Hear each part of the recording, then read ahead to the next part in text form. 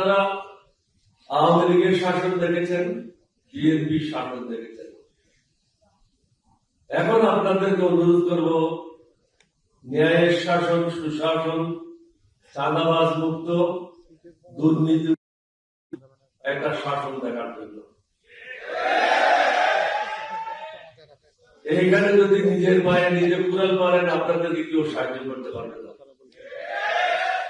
দিল্লির দাসত্ব থেকে আমরা বেরোতে চাই। এখানে মুক্তিযোদ্ধা 2024 সালের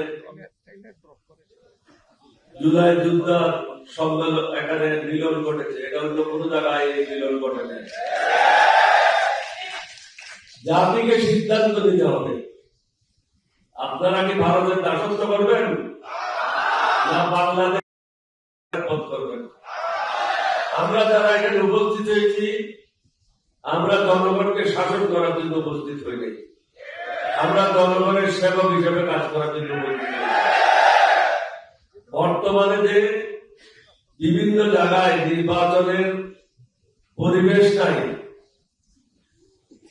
এবং সকলের জন্য সমান সুযোগ নাই, এটা যদি সৃষ্টি করা না হয়, প্রধান নির্বাচন কমিশনার, অন্যান্য নির্বাচন কমিশনাররা যেভাবে জেলে গেছে, আপনাদেরকেও আগামীতে জেলে যেতে হবে।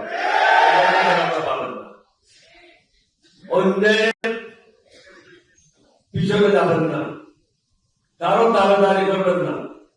দাবিদারি করবেন বাংলাদেশের জনগণের, দেশের জন্য যেটা ভালো সেটা করবেন। এখনো মানুষ ন্যায় বিচার পাচ্ছে না। নির্বাচন কমিশনে যারা অনেকেই বৈধতা পাওয়ার জন্য বা টাকা অবৈধ করার জন্য যে দরখাস্তগুলি দিয়েছে, এগুলি ঠিকভাবে পর্যালোচনা করে রায় দেওয়া হচ্ছে না।